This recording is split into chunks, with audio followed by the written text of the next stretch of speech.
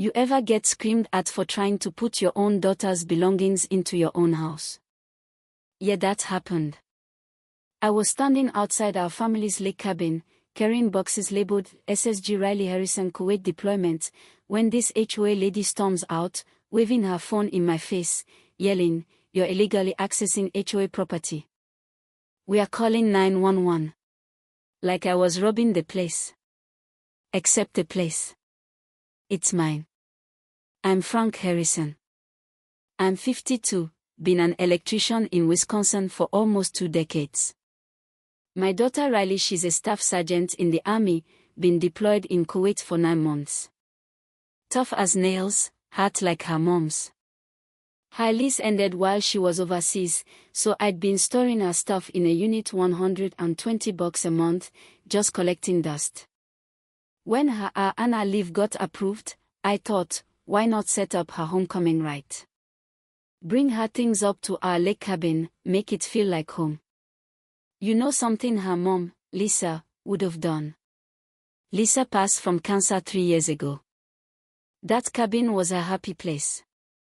So here I am, middle of a quiet Thursday morning, just trying to surprise my deployed daughter, and suddenly I've got HOA board members acting like I'm some kind of threat. Marsha, that's the self-proclaimed president of the HOA, had slapped a heavy-duty lock on my cabin door without telling me. Said it was for a community security. I called her, she brushed me off, told me I should have gotten the notice, then hung up. I'm standing there, blinking at my own front door like, is this real? So I cut the lock. Yeah, with an angle grinder. The cabin smelled like old pine and dust, the way cabins do when no one's been in them for a while. I started unloading Riley's boxes, her army gear, her photos, medals, even those goofy little postcards she's collected from every deployment. I was trying to keep it together until I found a letter she wrote to her mom but never sent. That's when it hit me. Then came Linda Foster.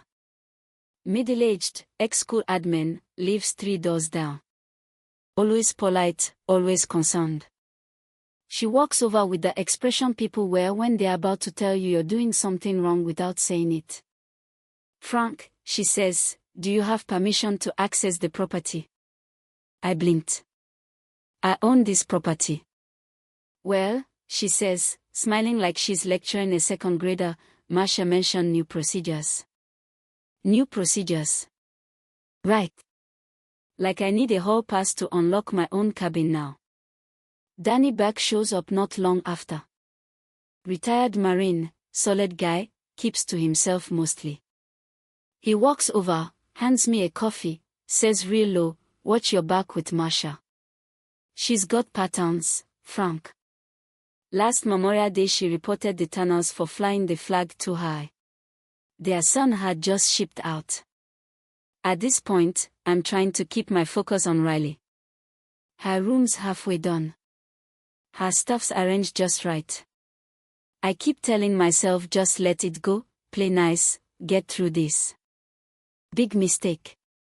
About 12:30, I'm adjusting Riley's photo on the mantle when I hear sirens. 2 cruisers pull up like there's been a break-in. Officers get out, already looking like they'd rather be anywhere else. We got a call about unauthorized entry, one of them says. Into my own cabin. I ask.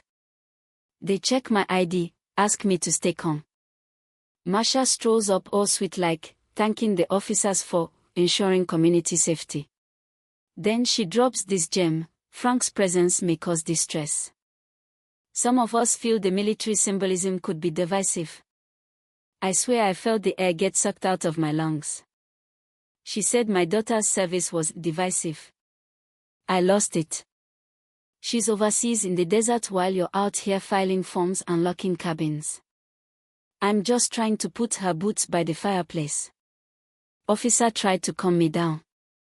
Meanwhile Marsha's all smooth smiles, saying, he can resolve this by submitting a property access form, Form 27B. Form what now? I said fine. Filled out the dumb form. Thought maybe if I played by her rules, it'd be over. But Danny saw it different. Later that day, he hands me a folder violations against other military families. All timed within days of deployment. Turns out, this wasn't just a power trip. It was a pattern. The Martinez family. Flag on the porch. Fine. The Johnsons. Truck in their own driveway. Fine. The Williams kids. Too loud while their dad was in Syria. Fine. Marcia waited until the military member left, then she pounced. That night, I called Riley. Told her everything was fine. Light straight through my teeth. After I hung up, I stared at her photo and thought, this isn't about forms anymore. This is war. Danny and I started digging. We pulled tax records, legal filings. And that's when we hit gold, or rather, a black hole. There was no HOA registered with the county. Sunset Ridge Lake HOA didn't legally exist. Not filed, not recorded, not a real entity. Marcia had been collecting dues for 9 years. About $85 a month from 50-plus cabins. That's over $380,000. No legal structure. No board elections. Just her, a P.O. box, and a lot of fear. And you want to know the worst part? Linda came by the next morning, shaken. She'd found an old box Marcia asked her to store years ago. Personal papers, she said. Inside. A rejection letter from the Navy. Medical disqualification. Heart arrhythmia. And a spiral notebook filled with angry journal entries about military families. She'd wanted to serve. Wasn't allowed to. And instead of finding peace, she found a vendetta. There was a list. Names of families she'd removed. One by one. That night, we held an emergency community meeting. Everyone came.